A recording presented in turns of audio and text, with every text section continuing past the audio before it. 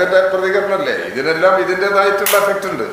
അത് വെച്ചിട്ട് ഒരു പ്രശ്നത്തിൽ ഏകീകരിച്ചത് ഇപ്പൊ കേരളത്തിലെ പ്രതിപക്ഷവും ഭരണപക്ഷവും വളരെ അകന്നു നിൽക്കുന്ന രണ്ട് വിഭാഗങ്ങളല്ലേ. ഒരു പൊതുവായ പ്രശ്നങ്ങളിൽ യോജിപ്പുണ്ടാക്കാൻ കഴിയുമെന്നുണ്ടെങ്കിൽ അത് അത്രയും ആശ്വാസകരമല്ലേ? അത്തരം യോജിപ്പ് വളരണം എന്നുള്ളതാണ് ഞങ്ങളുടെ അഭിപ്രായം.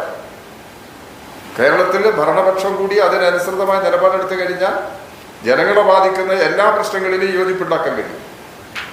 അതിന് യഥാർത്ഥത്തിൽ അതിന് തടസ്സമായ നിലപാട് കേരളത്തിലെ UDF ആണ് സ്വീകരിക്കുന്നത്. ഇവിടെ ജൂലൈ 9 പൊതുപണിമുടക്കുണ്ടായി. ആ പൊതുപണിമുടക്കിൽ യോജിച്ച പ്രവർത്തനങ്ങൾ നടത്തിയപ്പോൾ UDFുമായി ബന്ധപ്പെടുന്ന ട്രേഡ് യൂണിയൻ സംഘടനകൾ ആ യോജിച്ച പ്രവർത്തനത്തിൽ പങ്കെടുക്കാൻ പാടില്ല എന്നവർ തീരുമാനിച്ചില്ലേ? അങ്ങനെ INTUCയും STയും ഈ യോജിച്ച വേദിയിൽ നിന്ന് വിട്ടല്ലോ.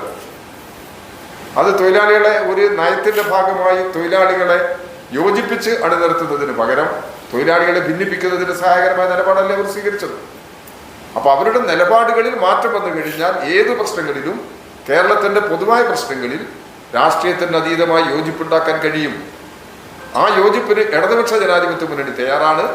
അവരാണ് അതിന് സഹായകരമായ നിലപാടെടുക്കേണ്ടത്. അവർ കഴിഞ്ഞ ഈ സമരത്തിന്റെ ഘട്ടം വരെ അവർ പറഞ്ഞിരിക്കുന്നത് ഇവിടെ ഇപ്പം ഡൽഹിയിൽ ഗവൺമെന്റ് കേന്ദ്ര നയത്തിനെതിരെ സമരം നടന്നു. അവർ സഹകരിച്ചില്ല. LDFുമായി സഹകരിക്കുന്ന ഒരു സമരത്തിലും പങ്കെടുക്കേണ്ടതില്ല എന്നാണ് അവർ തീരുമാനിച്ചത്. ഇത് അവരെ സഹകരിക്കാൻ തയ്യാറായത് അത്രയും സ്വാഗതാർഹം എന്നാണ് അവർ. അതാണ് അവർ സ്വീകരിക്കുന്ന രാഷ്ട്രീയ സമയം. ആ രാഷ്ട്രീയ സമീപനത്തെ അവർ മാറിയാൽ കേരളത്തിന്റെ പല പ്രശ്നങ്ങൾക്കും പരിഹാരം ഉണ്ടാക്കാൻ യോജിച്ചു മുമ്പോട്ട് പോകാൻ കഴിയും. അതാണ് ഞങ്ങളുടെ സമീപനം.